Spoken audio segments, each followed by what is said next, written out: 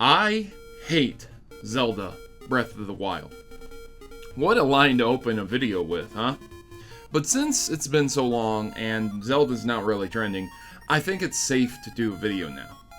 I have 3 simple points to why I think Zelda Breath of the Wild is one of the worst Zelda games made.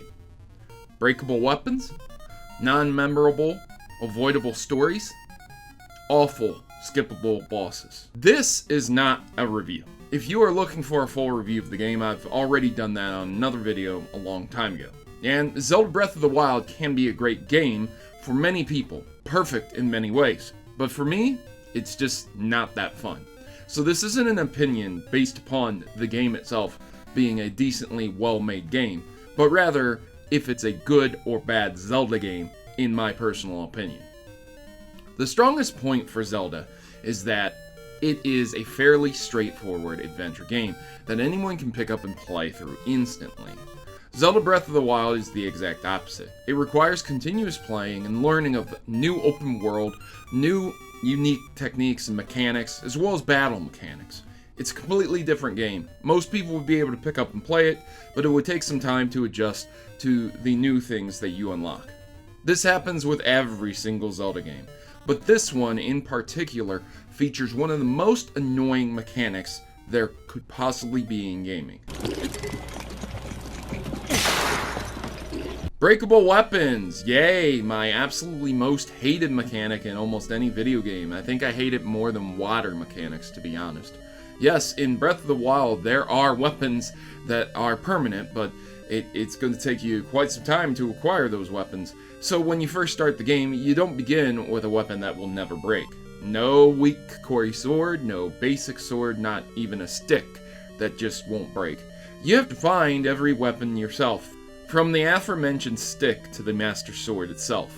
Every weapon is for game, and that's pretty cool. You can pick up unique weapons and try things out you've never tried before in Zelda. But in the midst of battle, a broken weapon can completely remove you from the joy of fighting a really tough monster. You're gonna constantly be pressing the start button and swapping weapons if it's a particularly difficult monster. And you might be saying, but Proto, weapons don't break that often, do they? Well, yeah, they do. Especially when you're battling an aforementioned really difficult monster. They very well can break after a few hits. Trust me, it's quite annoying. So imagine finding a super cool weapon only to have it break after several swipes, then causing you to begin hoarding the absolute best weapons, never using them because you're afraid they're going to break, and you're not going to have them for an upcoming boss battle you might need them for. So instead of using the many weapons and getting a feel for all the types, breakable weapons caused me to be afraid of using them and using up the good weapons on the small weak monsters. So breakable weapons basically ruined Zelda for me. You're going to be saving up those breakable weapons for big battles. What big battles are you saving those weapons up for, you might be asking me? Because Breath of the Wild is fairly optional with all of its content. You technically do not have to battle any of the bosses. Well, I put bosses in parentheses because these are the most uncreative, boring, drab bosses I've ever fought. Yes, even Ganon was pretty weak and lame, all things considered. But it is true, you can go straight to Ganon within the beginning of the game. And if you're skilled enough, you might even be able to beat him without fighting any of the bosses. But what are these bosses really?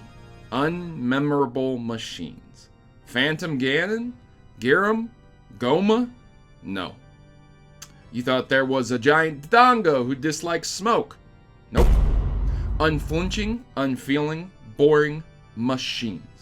Oh, and once the machines are taken down, what do you get to go and battle as a reward? Variations of Ganon. But not unique variations. These are all blights, with very little variant on the design. They look like enemies you might have fought in a previous Zelda game, in the way they move, the gameplay that they use.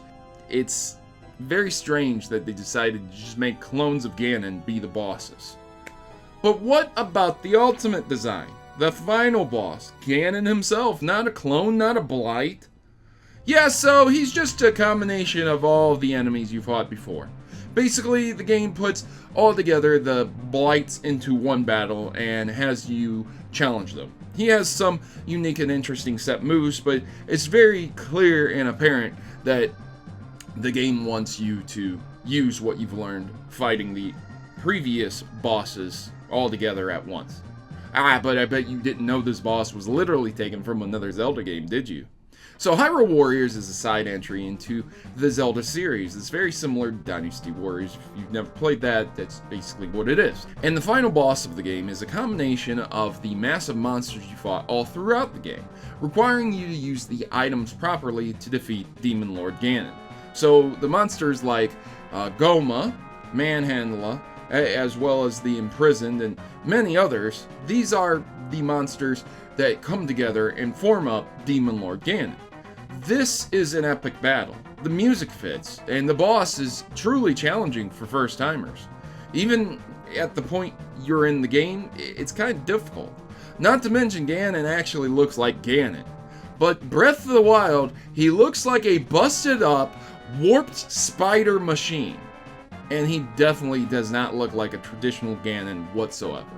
Not in his pig form, not Demon Lord Ganon, not Ganondorf. He just looks weird and disgusting. It does kind of take the joy out of the journey, but it does introduce a new challenge to the game though, so if you really want to attempt to get the Ganon without doing anything else, it's something you can do. But what about the story? That's the most important part of the Zelda game, right?